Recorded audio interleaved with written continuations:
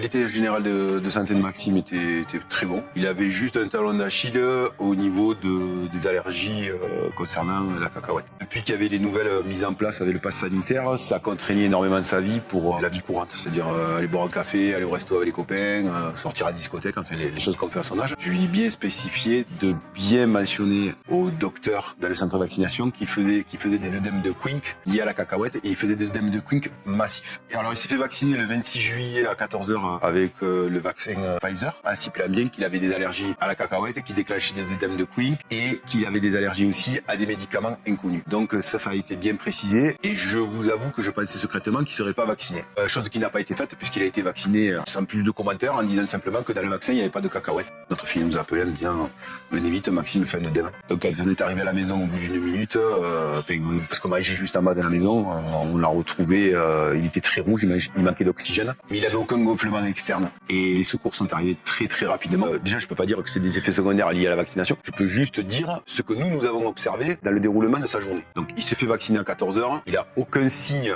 trouble de santé jusqu'à pratiquement 22h. Là, quand on le retrouve, il est vraiment en manque d'oxygène. Il est rouge, sa peau s'est colorée, il est rouge et il nous dit j'arrive plus à respirer.